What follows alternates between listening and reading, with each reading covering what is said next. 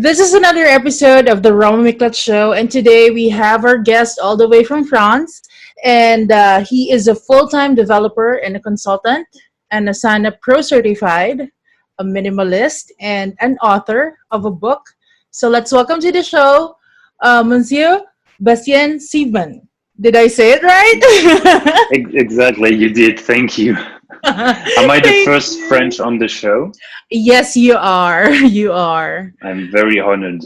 Oh, thank you. So, how are you? How is everything on the side of your world? Actually, I'm fine. I live in the countryside, so we Hmm. have like a house and a garden, so it was nice during the lockdown, and things are pretty quiet, apart from the kids running around in the house during the work day, but we're fine. Is everything easing out now, or are you still on lockdown? No, it is. It is. Everything is reopening, and Mhm. restaurants are reopening as well with specific rules. But Okay. things tend to reopen now. Okay. Okay. That's good to know. I kind of miss France because I've been there. I think for it's been 4 years since I've been there. So it was a quick trip in Paris and then a quick trip in Geneva. Actually, I was just a tag along with my husband because my husband, Okay. his company is actually based in Geneva. So whenever he goes for a trip in Geneva, he would go to visit the office in Paris. So that's why I tag along because it's. I actually live very close to Geneva, like half an hour Oh. maximum from Geneva. So it's easy for you to go back and forth to Paris and Geneva. Paris by train and Geneva by car, and actually a lot of people Mhm. around me in the area are actually working in Switzerland. Geneva is a beautiful place. Paris also beautiful, but very busy. Like the city life is very busy. So it's like fast paced, and while Geneva is like total opposite, relaxed, chilled. So anyway, Yeah. enough of the travel story. We are happy that we have you on the show. With my introduction, I must say, wow, you have a lot on your plate, and you're a very productive man, if I may say. You've been a developer for 10 years now, or more than Yeah. for more than 10 years. And so it means you're so used to working from home. So can you share some of your tips on how to be productive while working from home? Especially like for you, you have a family with you. Yeah, I think the most important thing, if you can, is to have a dedicated room in the house. So in my case, I have an office in the house, which is like the guest bedroom. And the second most important thing is to have a very good setup. So for example, I have a standing desk. I have a Mhm. very big screen, like 34-inch screen in front of me.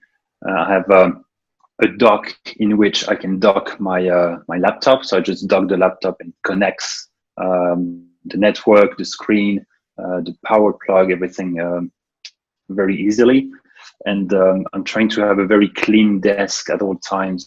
And I think it's easier because I can store everything I have inside the buckets or the cupboards or whatever you have in the room.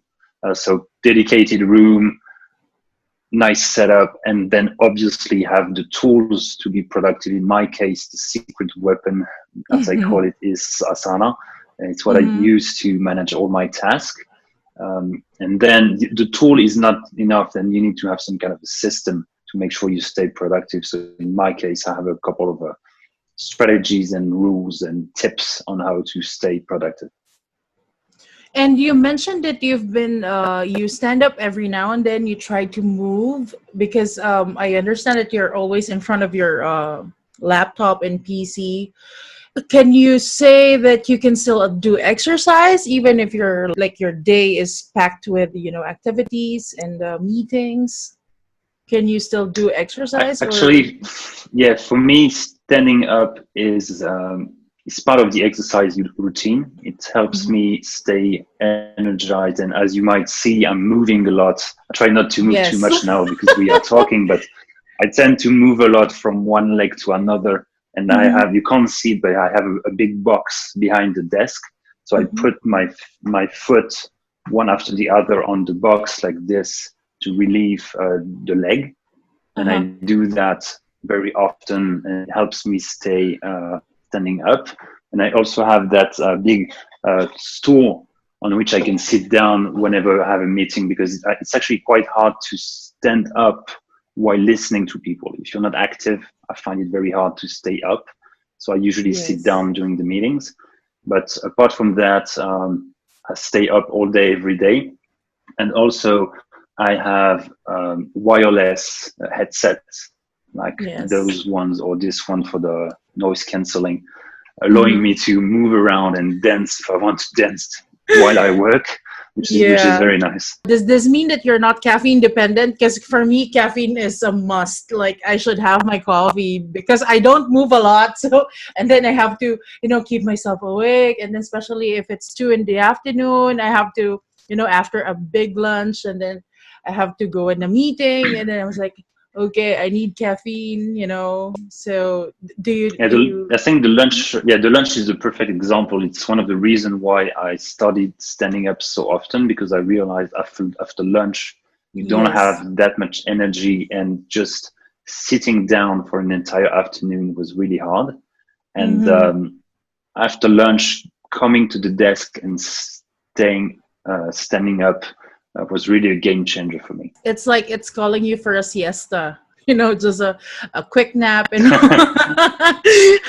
and I know a few people who would take 10 minutes nap after lunch at work. So because for them, it works for them. Like what Bastien is doing, you can move, a little so that you can also digest the food, your lunch, and you won't be so sleepy. Okay. And you mentioned But I had another, just to finish on the subject, I went a little far beyond just standing up, because I bought a board, which is like a skateboard without wheels, which is an unstable board by design, on which you stand up and your body is adjusting all the time to stay balanced, if you see what I mean. It's a way to go beyond just standing up and really have the body work all day. But trust me, you wouldn't last 5 minutes on that thing. It's really, really hard. Maybe it's not for everyone. Maybe it's for the brave ones, right? Okay, so you mentioned you mentioned earlier that you are an ASANA Pro certified, or you mentioned about the ASANA. Can you just give us a little or a quick, run through what this is all about, so that the audience can understand what we are talking about here? Yeah, sure. It's a project management tool. So people might know Wunderlist, or they might know Trello, maybe Basecamp, Smartsheet. All of those are like project management tool, task manager in a wide sense. And ASANA is one of them, and allows you to do two things. You can organize your personal task with it, which is what I do. And you can also collaborate with teams, which is also what I do for some of my work. And it allows you to have tasks within project, and just write down what will be the steps you need to take for every project, and have a lot of clarity about what are the steps. And you also have a lot of accountability, because within a team, you know exactly who's responsible for what, and that makes it very easier for the teams to collaborate.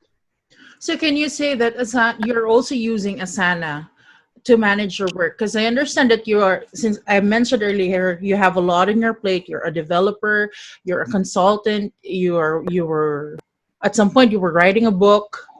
Were you using ASANA as your tool, or as one of your tools? Be productive, or I'm using ASANA for everything. I organized my wedding with ASANA. Wow. I wrote the book, actually, and what about the latest book I released? I actually wrote the book inside ASANA. So I had a dedicated project. I had one task per chapter.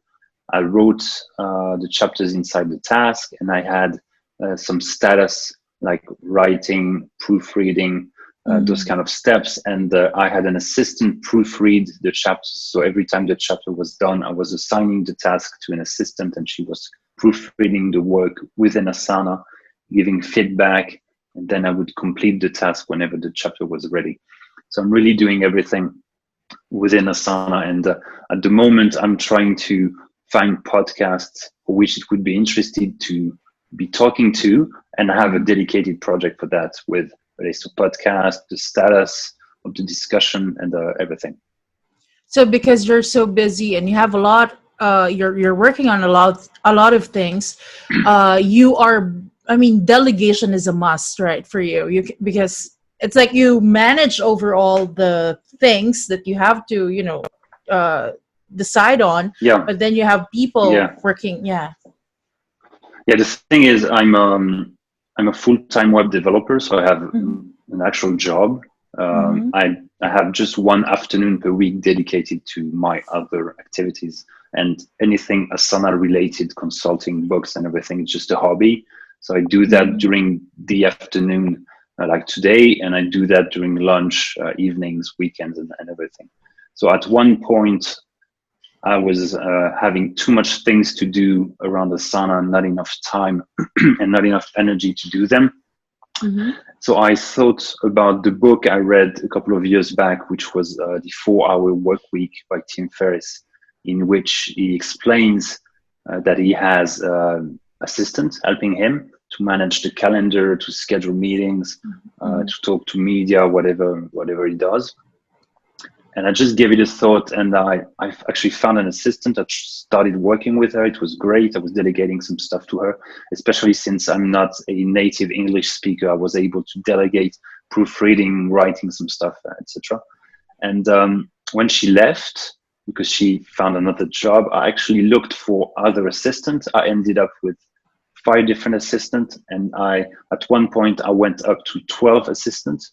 Wow. And because I actually realized my clients were having the same kind of need I had, so I Mm-hmm. was matching the clients with the assistants. So my assistants were also working for other clients, and Asana was a great tool to do that, because the clients would be able to assign anything to the assistant. The assistant would work on it and delegate back to the client whenever it was done. So it's a great system, and I still use the services of assistant sometimes, depending on the task I have. So that's your somewhat secret on staying top of things, right? I actually have 3 secrets. So three Okay. secrets. Asana is the first one. Mm-hmm. Delegating is the second one, and the third one, which is the biggest, is not doing something is actually more productive than doing something. So my superpower is to quickly decide that I will never do such a task. So I very often delete things I will never do because I decide it's not important. And Mm-hmm. I think most people try to do too many things and believe Yes. that all those things are too important, and they need to do everything before releasing a product or releasing a book or whatever it is. And I became, I think, quite good as doing just enough to Mm-hmm. release something, then get some feedback and improve it, and have that circle of improvement, feedback, and creation. And I think it's the key to being productive. It's try to do as little as possible to have as bigger effect as possible. So you're not a huge fan of multitasking, because I also read somewhere that, multitasking is actually counterproductive. They say that the more that you have a lot or doing things all at the same time, the more that you realize that you are not finishing anything. So you're not a fan of multitasking. I'm trying not to multitask too much, Mm-hmm. but in Asana, I'm able to define tasks very clearly and very fine-grained. So I Mm-hmm. have very small tasks for anything I do. If it's too big, I split it with small tasks. And I find that multitasking on very small tasks sometimes makes sense. So for example, you can take 1 hour and you just go through your task list and you Mm-hmm. try to do as many things as possible. And then for an hour, you can work on something very deep, like Mm-hmm. really going into deep work. And then you can again deal with some small tasks just to get your mind rested, and then work again on something very hard to do. So I'm trying to organize my day, and be very mindful of the energy needed by the task I need to do. So Mm-hmm. I always start the day with things that are very small, very simple, that don't need Mm-hmm. much energy. And I work my way up to things that are quite hard to do and require my energy. So that's Mm-hmm. before lunch. And then in the afternoon, I do the same. I start with easy stuff and I work my way towards things that are much harder to do. Okay. Okay, that's a good advice actually. What about if you have like a day packed with online meetings? Like especially now that, what can you advise to those people who are not so used to attending a lot of meetings in one whole day? Say you're attending 4 or 5 meetings, which are like 30 to an hour long meetings. Can you give at least some tips on how to go through Yeah, I the think the day? Yeah. problem in that situation is that usually people have more meetings, but they still have the same work to do. Like their job is Mm, still the same. So for me, the solution was to make sure that at least have 1 or 2 hours before the first meeting to do okay. all the important stuff and make sure that my task list for the day is very clean. Anything that's not super important is moved to another day. And if you've moved something for the 12th time, maybe you can delete that because it doesn't make sense anymore to have that in your list. And yeah, I think it's also important to reserve some time in your calendar for your own work. It's a productivity method that people use. You just set yourself up for a meeting with yourself. You block 1 hour. Nobody can take that hour away from you, and you just work on Yes. what you have to do. So it's like saying you have to prioritize, choose only the important things because well every day is like, work will not end. It's always there. There will always be work and you have to prioritize to make it more, simple. Yeah, and And just like the task, a meeting, the best meeting is the one that doesn't happen. So if you don't feel like you would be useful to the meeting, it would be beneficial to everyone to just say, okay, I'm not going to come because it's not useful that I'd be there. Mhm. Maybe just call me if I need to come like 5 minutes to give my input on something. But we don't need to stay at 10 people within a meeting because when there's a trick where you actually do the computation. If you have 8 people in a meeting of 1 hour, it's actually 1 day's worth of work for the company, like an entire day of Yes. someone just for one meeting. And most of the time, you don't need to have 8 people in the same meeting, but maybe have smaller meetings with less people in it. Okay, okay, that's a good advice. Can you give us a bird's eye view on how your typical day looks like? My typical day is a developer day because it's my full day job. So I Mm-hmm. start in the morning around 8:30. I Mm-hmm. go through my email inbox. I try to empty completely my email inbox. Then I go to my Asana task list and I try to make sure that it's very clean and it represents the day I have ahead. And then I just start working on whatever I have for my developer job, which is a list of bugs to fix or things to do, basically.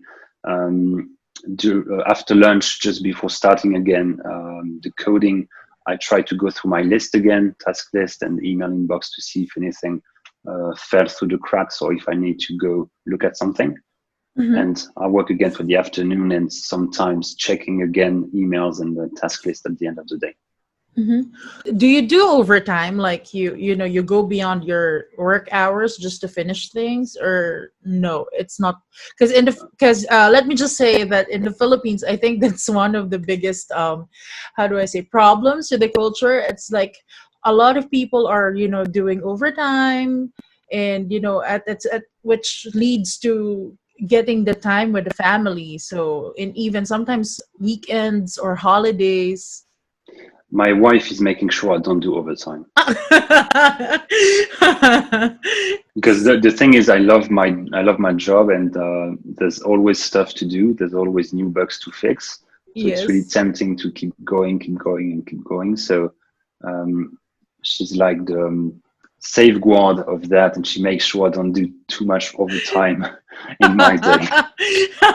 She makes sure that you're not home because you're always at home. She makes sure that you're always at the dinner table by dinner time and you spend time with the Yeah, kids. yeah. Obviously, because the kids, every time I leave my office, the kids ask me if I'm done, even if it's like 9 in the morning. Are you done? Are you finished? So obviously not, but yeah, after like 5 p.m., they tend to come more often Hmm. because they feel like it's the end of the day. So that's a So the trigger kids for me are to stop working.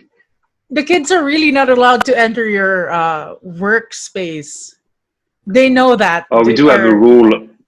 No, they do, but they don't really understand that. So I'm actually closing the door during the uh-huh. meetings. So they usually end up banging on the door because they don't understand why it's closed. And they're more curious actually the more that you're not letting them in. They would like, what are you doing there? What are you Yeah, why are yeah, you exactly. there? It has been quite hard during the lockdown to have all the kids in the house Hmm. during the work day. So I try to work less, take more break during the day, but it has been a Hmm. challenge for me. So just to check on them every now and then. They need to see your face. Yeah, definitely. Okay. So, and also, you also mentioned, sorry, I mentioned earlier that you wrote a book in French about minimalism. And if you were to give one or two reasons why people should try minimalist living or life, what can you tell us, or what will this be? Actually, I'll give a couple of reasons. Depends on the people and what triggers them, but there's a Mhm. financial incentive because if you own less, you need less. Also, if you buy stuff with a higher quality, you won't have to replace them too often. So in the end, you Mhm. save money. If you learn to live with less objects around you, you might need a smaller house or a smaller apartment, which ends up having you save money as well. Mhm. From a family standpoint, if you teach your kid on how to own less stuff, when they grow up, they will also need a smaller apartment Mhm. because they're used to organize their stuff and make sure it's always clean. And also, in my case, it gives me calm and clarity. So I really like to have. I can't start the day with a messy office. I really I need to have a understand. very Yeah. clean desk. So I have like my keyboard, a pen, and a piece of paper. Pretty much that's it on Mhm. the desk. And also, it makes life easier. For example, if you look at the clothes you're wearing, if you have too much clothes in your closet and you might feel guilty every time you open the closet because you never wore that sweater that was a gift from last Christmas. You never wore it because you didn't like it or it's itchy or whatever. So Mhm. minimalism helps you reduce all those things to the bare minimum and simplify your life. And you end up, for the clothes, you end up with limited choices in which you like every single item. So you need to make sure that you like every single item so you can pick any shirt from there. Yes. You know that you like it and you don't have to Mhm. ask questions every day. And it's also better to choose um, things that go together very easily so you don't have to mix and match top and bottom. So Mhm. you do end up with a wardrobe that is a bit sadder than a usual person because you wouldn't have that many colors, but it also makes your life easier. And let's face it, people usually don't remember the way you dress, so it doesn't really matter if you always wear the same thing. Mhm. And this is actually refreshing coming from a guy because usually we have this kind of discussion with women, with my friends, with my girlfriends. But this is coming from a guy who is actually practicing a minimalist life. And are you have you been practicing the minimalist life ever since, or is this something that you've discovered and just you're just doing it for like a few years? I was doing it without realizing there was a word for it, and there was a Oh. community out there of people doing it. So I was Mm-hmm. limiting my stuff. I always liked to have things clean and tidy around me. And then I watched the documentary on Netflix called Minimalism, Yes. I think. Yes. And it just opened my eyes to that entire world of minimalism. Like there are people out there Mm-hmm. taking that concept very far and writing books about it and doing movies about it. And I kept reading and watching movies, and that's when I decided I can actually write my own book to like Mm-hmm. summarize everything I've learned on the subject. Mm-hmm. Actually, I also watched that documentary, the minimalism, and then they featured these famous duo. They also Yep. have podcast, and then the and then from there I discovered books. I discovered one book by a French. I'm not sure. I think she's a French lady, Dominique, and the book is called Simplicité, and she's French, but she has been living for 20 years in Japan. And I mean, I think the French culture is already minimalist to start with, and then she moved to Japan, where she was introduced with the more ways of living the minimalist life. So, and then she came up with the book, and I read that, and I was amazed. And after finishing the book, I was like, my husband was telling me, "What are you doing? We need to be minimalist. We need to get rid of these things. There are so many things at the house." And actually, if you are living abroad, like for us, we've been here in Singapore for 6 years, and we've moved twice, I think. It's really surprising to see or realize that you've accumulated so much stuff over the years, and you were like, Oh I yeah. had this. Oh my god, we had three of this, and then especially the cables and gadget related stuff. It's like Yeah, it's exactly. piling But up, the but you're funny, not. yeah, Mm-hmm. the funny thing Yes, is please. nobody has an empty drawer or empty cupboard in their house, which Yes, means any piece of furniture you add is automatically filled with things. yes. It's like for regular people, if it's empty, we should put a lot of things in it. It should not be empty. Well, in fact, on the minimalist lifestyle, just leave it be. Enjoy the space, enjoy the light. That's why we are. Yeah, For and me, I am. Mhm. if you're able to reduce the amount of stuff you have, you might be able to get rid of that cupboard you have in your living room, Yes. and then just have like two square meter of space, extra Mm-hmm. space, because you get rid of that piece of furniture. Yes, I've been trying to get rid of stuff for how many years now, but I think I'm still halfway. Because there's the kitchen, we have you mentioned earlier the clothes, and I have a lot of books, physical books, because for me, I personally enjoy physical books. I'm weird, but I love smelling my books. Yeah, but Like, it's actually yeah, fine. You don't have to be a minimalist on all the subjects. You can actually have books in yes. your house as long as they don't make you feel overwhelmed or Mm-hmm. sad or guilty or whatever. I think the idea is to start with things that annoy you, like the Yeah. mess. Things make you feel guilty. The things that you paid too much for and you don't use. These kind of things. Things just taking up space. If you want more space, you Mm-hmm. start with those. So those easy stuff, and you'll see about the box later, maybe or maybe never. Mm-hmm. Actually, at least trying to have a minimalist life, I think everyone should try it because it really clears your mind. When you work on a desk that's clutter free, you will be surprised how clear you can think, how clear you can decide, and there's a joy on space, actually, space and light.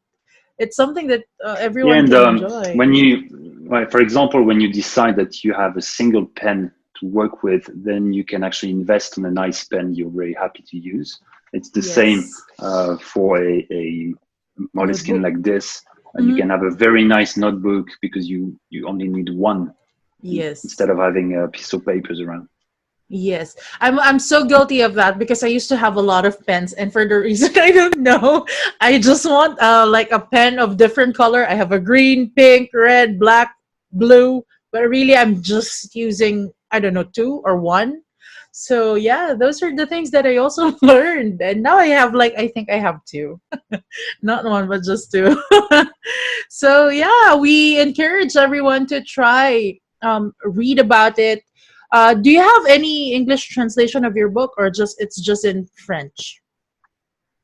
No, just in French. I Unless see. someone Okay, wants to good. translate that, but it's only in French. But you have a lot of Okay. resources out there. You Yes. have Joshua Baker, who has a blog on the Yes. subject and a couple of books. You have The Minimalist, which are the two guys from the documentary on Netflix. Mm-hmm. So a lot of English resources out there. Yeah. So just check out, the minimalist life, and it will do you good. Okay. So now let's move on. We also mentioned earlier that you are doing a lot of consulting work. Can you share some of the challenges of this, doing consulting work, and how do you conquer the challenges? I think the biggest challenge was to realize I was good enough to be paid by someone to help them on a specific subject. So in my Mm-hmm. case, it's about ASANA. It took me a while to realize I could actually help people because I knew the tool so well. For me, it was like natural. I didn't realize it has value, Mm-hmm. um, and that and that people did not understand as well as I did because I spent so much time using the tool. And I also had that actually three different problems. The first one is realize you're good enough. The second one Mm-hmm. is the pricing. So how much you charge per hour for consulting, especially in a worldwide business, Yes. because I work remotely for clients like in the US. So I Mm-hmm. should have the same price as someone from San Francisco, for example. And the third one is the language barrier, because I'm not an English native speaker. But you're So a so couple of years good ago, in you're thanks. very good, and yeah. Actually, I was when the first time that we met, like we had we met on, I mean, the meeting. I thought you had a British accent. I was like, am I right? Is he Yeah, I have no French? idea Because where that comes from. yeah, I don't know. I was like, am I hearing British accent? Because I really thought you're so good. I mean, because I spoke with a number of us French, people, and sometimes I have a hard time understanding, but but of course we engage. But you can I just commend how you speak well. You really speak well. Thank you. I think the consulting helps, but Mm-hmm. at first I was receiving requests from clients, and I was redirecting the request to other American friend I had. And at one point, I just realized it was a shame that I don't do that myself. So I just Mm-hmm. decided I'll start doing that. But when you have a certain level of English, it's very hard to go from that level to I'm gonna have people pay me for what I say, and I need to make sure that I'm able to explain very clearly what I have to say, and uh, and understand someone, because I'm working with people from the US, from Australia, from Asia. So you have a lot of different accents, and because it's on the phone, you have not always a good connection on their part, so you don't hear all the words. I've had meetings with a CEO in their living rooms with their phone like this, talking with me with their team behind, and you don't really understand what they say. So you try to catch a few words and try to answer, and then you look at their face to see if the answer was satisfying If for it's them. matched, if you're Yeah, actually making sense. Yes. yeah, exactly. So it was a really hard shift because it's not my native language. So it added like an obstacle on top of the others I had. But I'm really glad I made that jump, and it's great to be able to help people and help them very quickly, because with that many years of experience, you quickly see the things they don't see yet, so you can help them Mhm. very easily, which is really nice to do. So, how did you overcome your, can we say that it's a language barrier? Did you enroll online or did you travel a lot? 10 years ago, I was in Sydney, Australia for 1 year. That helped. When you need to Mm, find a flat and you need to call people to find a flat, I think that's the ultimate challenge. That helped. And then then it just go out there, and when you are at a wedding, for example, and a French wedding, and mhm, there's a cousin that's from America, I think the idea is just to go to him and speak English instead of trying to speak French. uh-huh, So with my wife, we try to do that very often to keep the language on somehow, mhm, as well as watching movies and TV series always in English. And with my work around ASANA, I was able to write on the forum in English on a daily basis. And in my developer job, we also do a lot of things in English. We code in English. mhm, Um, I worked with teams in India to help them understand the software we're doing, so that helped as well. And then the mhm. consulting takes over, and when you do business English a couple of hours per week, it's easy to keep a good level of English, I think. It's more of really you have to practice it. So, at home, you're also speaking in English or you're speaking in Oh, French? no, no, no. I Just hate French. speaking English with French people. It seems so weird. So no, They're giving you a different look. yeah, it's very weird. Like we are different people because we don't speak the language we used to speak. It's just so weird. No, I don't want to do that. What about your kids? Or will you be, I don't know, will you be teaching them to speak in English soon? I mean, or will it be part of their. No, I don't know. I wouldn't want to give them a British accent, so I just want them to learn by themselves. But sometimes when I'm in a meeting, they just look at me and they're like, "What are you saying?" Because they don't understand what I'm saying. It's so weird for them. Yeah, it's weird for the kids. It's like, oh, why are we hearing this? This is so different. Okay, and then you mentioned earlier that you know that you're not sure if you're good enough. Can you expound on that? You know, because if you're a consultant, the I think the basic impression is that you've been doing this for how many years, and you're somewhat an authority. That's why they are consulting you. They are asking for your expert's advice. Was it doubt that you say that you felt that you were not good enough? Actually, it was fear of not being able to answer every single question the clients might have. Mm-hmm. Because in my case, all the clients are really different. I could have like a solo entrepreneur, and I could also have a team of 50 people seeking help, and they all have really different issues, really different problems, and they usually ask very specific questions about a very specific feature that doesn't work for them. Mm-hmm. So I had a feeling, and I think I was right, that you need to have a very broad view to be able to answer almost any questions. So obviously you can say, I don't know, I'll go look for the answer, I'll get back to you later. But if you spend 1 hour saying, I don't know, I'll get back to you later, doesn't make any sense. So you should be able to Yes. answer most of the questions. And that comes from training, experience, years of practicing. And it's hard to decide when are you ready to go there, to go to the consulting world, because at one point you need to decide. And I think I started too late. I could have started earlier, maybe have some easier clients first, Mm-hmm. and do that earlier than I actually did.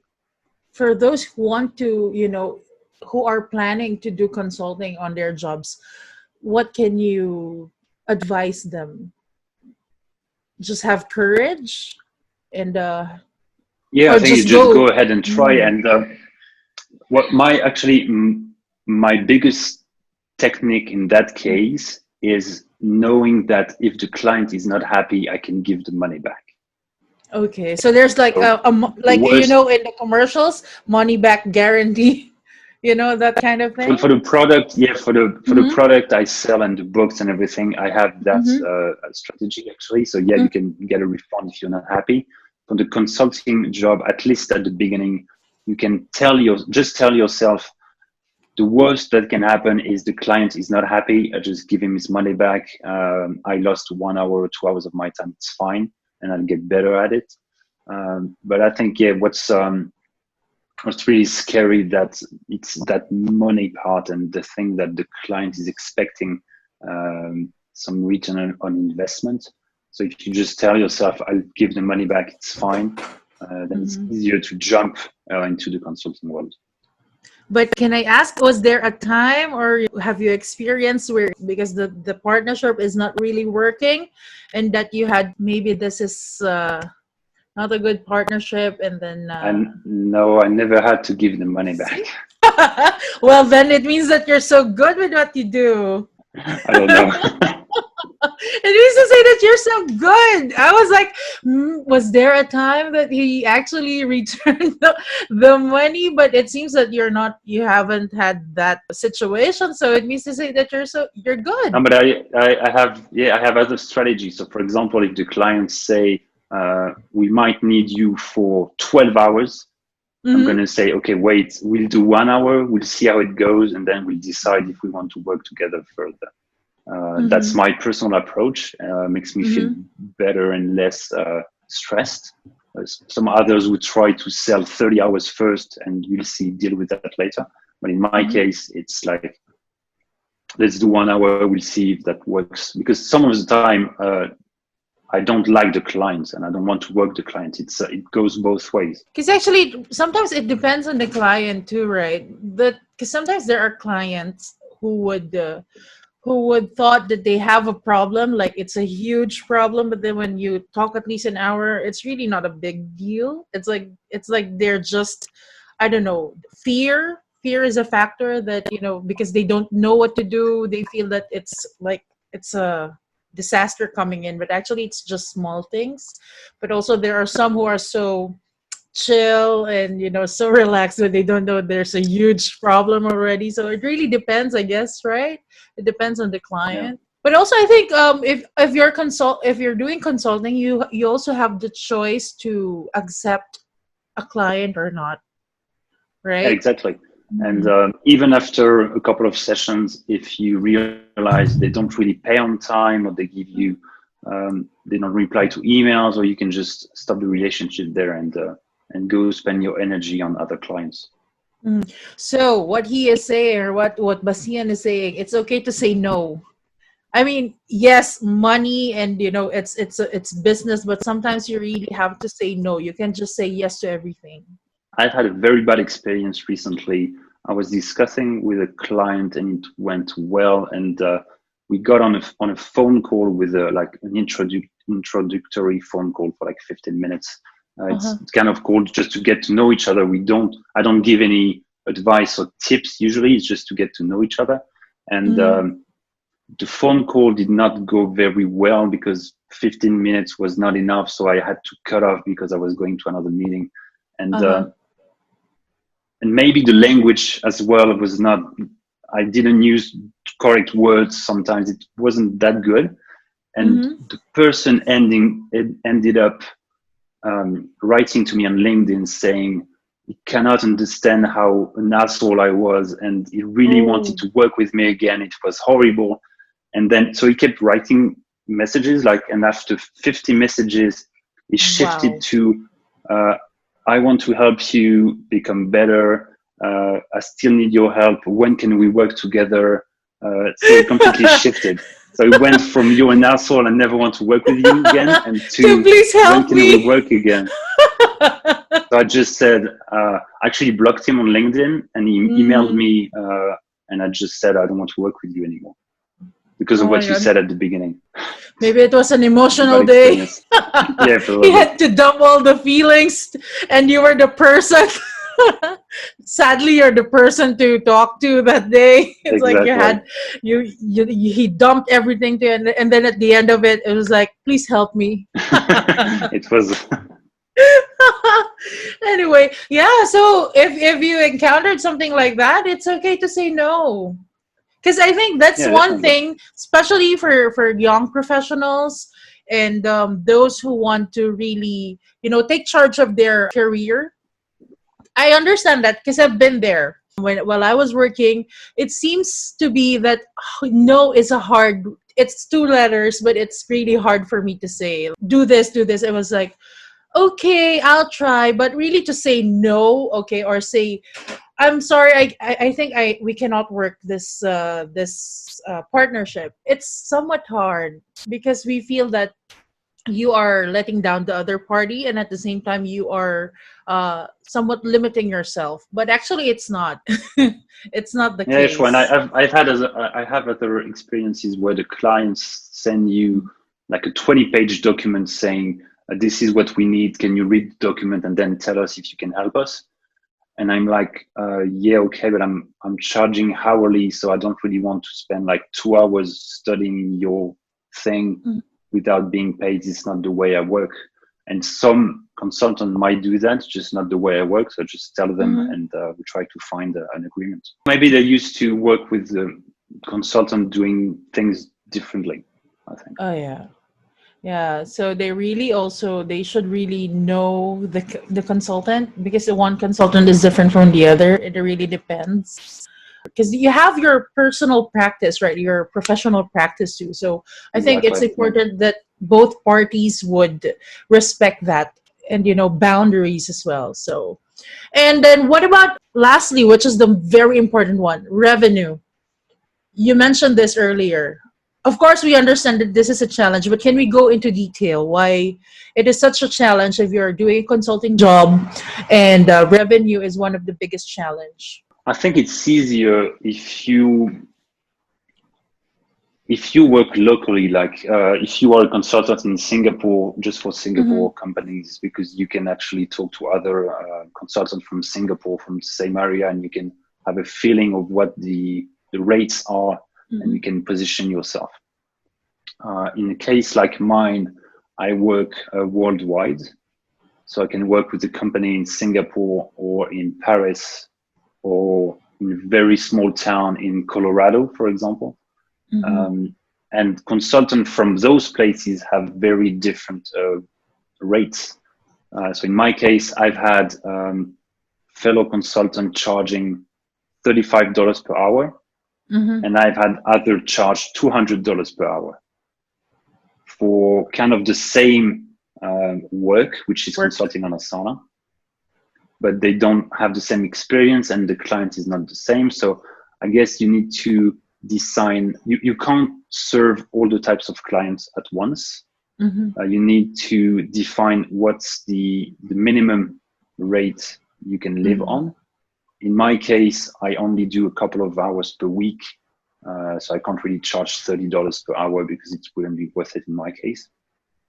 And some others, they do a lot more hours. They can have some clients paying more and some clients paying less.